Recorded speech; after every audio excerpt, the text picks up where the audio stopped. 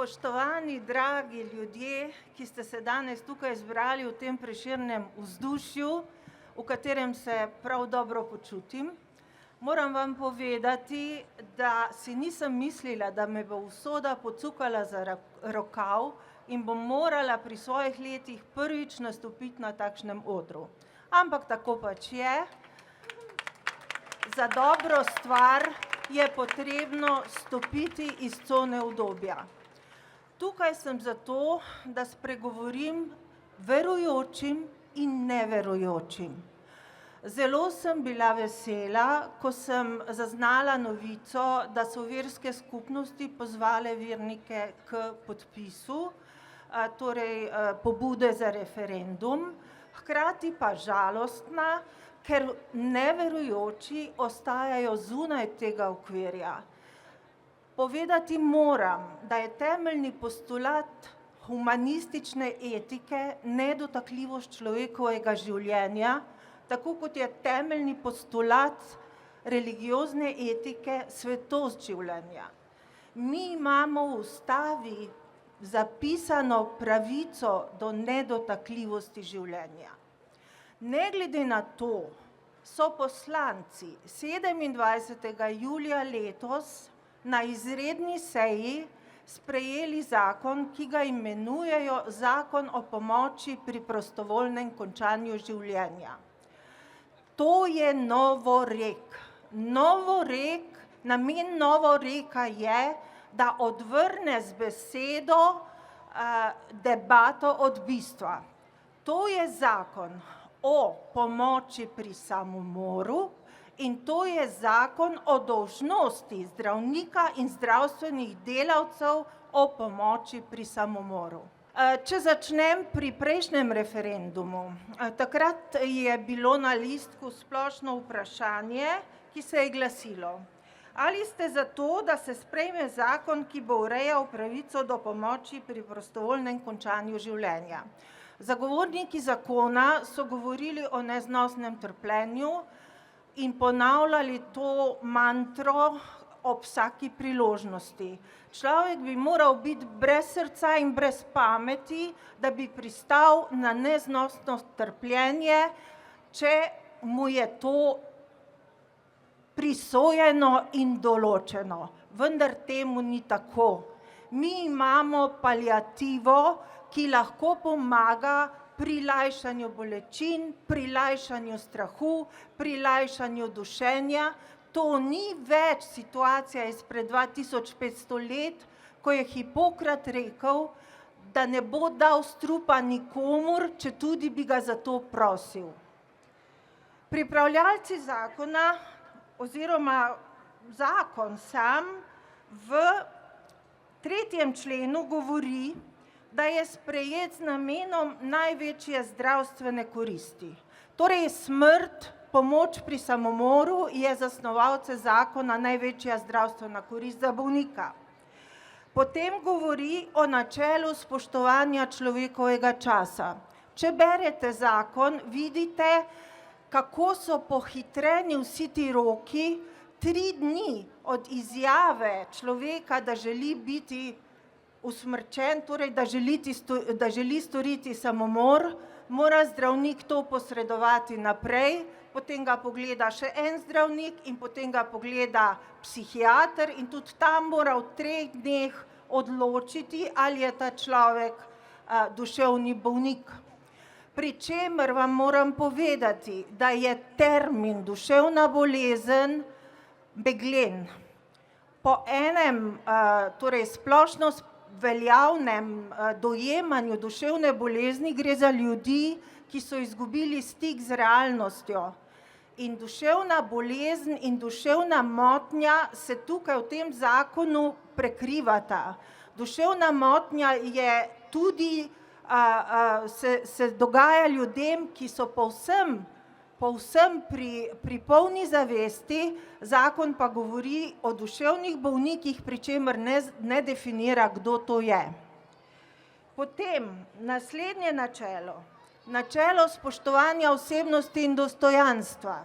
Povejte mi vi, kakšno dostojanstvo je to, da jaz pomagam človeku storiti samomor.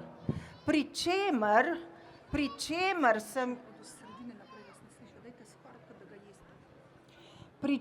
sem izvedela, zdaj te dni se mi dogaja, da so pripravljalci zakona lobirali pri državnih inštitucijah, da bi zdravniku odvzeli pravico do ugovora vesti.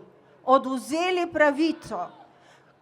To je spoštovanje, njihovo razumevanje spoštovanja, da bi vzeli zdravniku pravico do profesionalne avtonomije in do zadnjega dostojanstva, ki ga zdravniki v tej družbi še lahko zagovarjamo, ne da bi bili pri tem napadeni, pa tudi pri tem smo napadeni.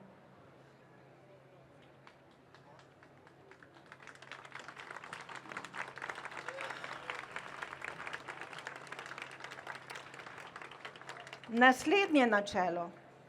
Načelo jasnosti in transparentnosti. Naj vam povem, da v zakonu piše za 21. člen. Za potrebe zdravniškega potrdila o smrti se pacientova smrt, ki je nastopila kot posledica postopka uveljavljanja pravice do pomoči pri prostovoljnem končanju življenja, ne šteje kot neposredni vzrok smrti. Šteje se huda, neozdravljiva bolezen ali druga trajna okvara zdravja.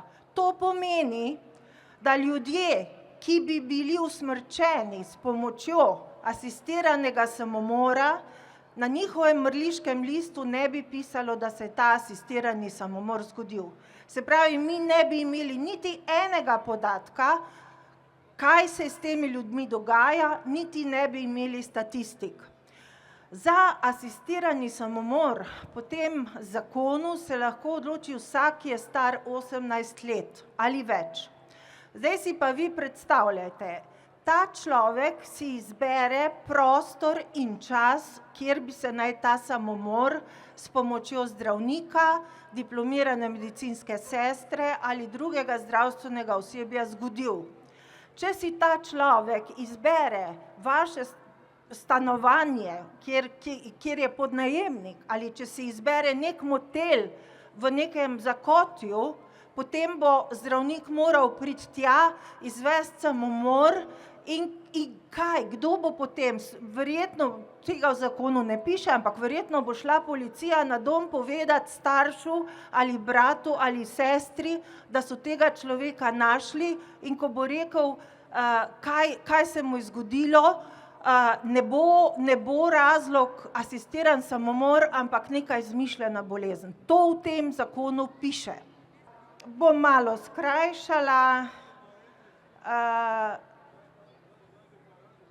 Torej, zavarovanje za primer smrti, tudi tam se ne navede asistiran samomor, tudi tam lahko ga sklene človek en dan pred smrtjo, naredi asistiran samomor, in tu ne bo nobenega problema.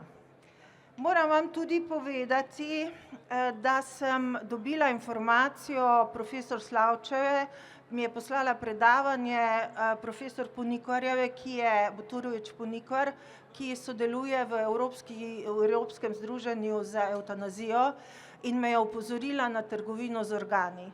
Jaz sem do 3 leta nazaj mislila, da se to ne more zgoditi.